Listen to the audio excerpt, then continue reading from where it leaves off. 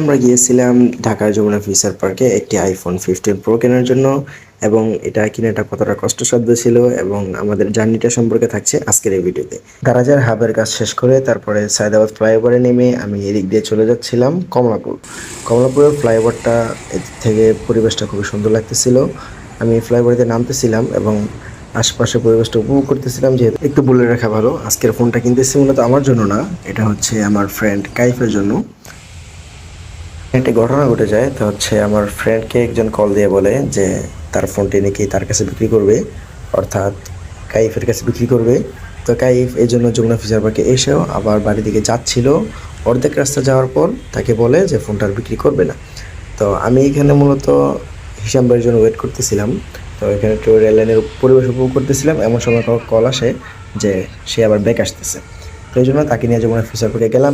আর ইতিমধ্যে আমাদের মধ্যে উপস্থিত হয়ে গেল আমাদের প্রিয় হিসাম ভাই। হিসাম ভাইকে নিয়ে আমি আমার বন্ধুর কাছে চলে গেলাম এবং ওইখানে যাওয়ার পরে দেখলাম যে ফোন মোটামুটি চয়েস হয়ে গেছে আমার। তো ফাইনালি চলে আসলাম, এবার টাকা দেওয়ার পালা। আমরা এখন এটিএমে চলে আসছি টাকা তোলার জন্য। আমার ফ্রেন্ড তার এনসিসি ব্যাংক থেকে টাকা তুলতেছে, যদিও এটা অন্য ব্যাংকের এটিএম বুথ ছিল। তো টাকা তোলা শেষ, আমরা এখনই আবার চলে যাব। এই হচ্ছে আমাদের ফোন 256 GB আইফোন 15 প্রো। আমাদের এই ফোনটির প্রাইস পড়ছে মাত্র 82,000 টাকা, খুবই ভালো কন্ডিশনের। আর এই হচ্ছে আমার বন্ধু কাইফ, যে খুবই খুশি। আর এই হচ্ছে আমাদের হিসাম ভাই। হিসাম ভাই মূলত চট্টগ্রাম চলে যাবে। তো তাকে নিয়ে আমি যখন বিমানবন্দর রেল স্টেশনে অপেক্ষা করতেছিলাম, ইতিমধ্যে হিসাম ভাইয়ের ট্রেনটা চলে আসে এবং আমরা বগি দেখতেছিলাম যে তার বগি হচ্ছে ত বগি। তো ত বগিটা কোন জায়গায়, শুরুতে হচ্ছে ঘ ক খ ঘ। তো আমরা একটু পিছন দিকে যাচ্ছিলাম, এই জন্য ক্যামেরাটা অফ করে ফেলি যে যত দ্রুত সম্ভব আমাদের পিছনের বগিতে পৌঁছানো দরকার।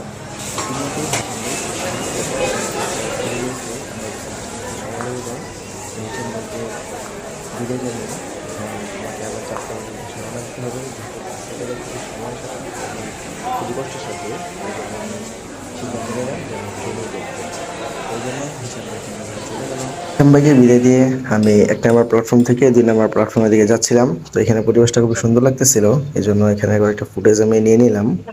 আমি 3 নম্বর প্ল্যাটফর্ম থেকে যখন টিকিট সংগ্রহ করলাম, এটা হচ্ছে খুব সম্ভবত কর্ণফুলী বা 11 সুন্দর হবে, এটা টিকিট কাটলাম এবং ট্রেনও চলে আসলো। ভাবলাম যে আর দেরি করার কোনো প্রয়োজন নেই, যত দ্রুত সম্ভব ট্রেনে উঠে পড়তে হবে।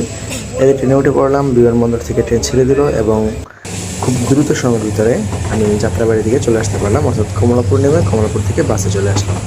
তো আজকের জার্নিটা খুবই সুন্দর ছিল এবং আমার কাছে খুবই ভালো লাগছে। আশা করি ব্লগটা আপনাদেরও খুবই ভালো লাগবে। তো দেখতে দেখতে চলে আসলাম কমলাপুর।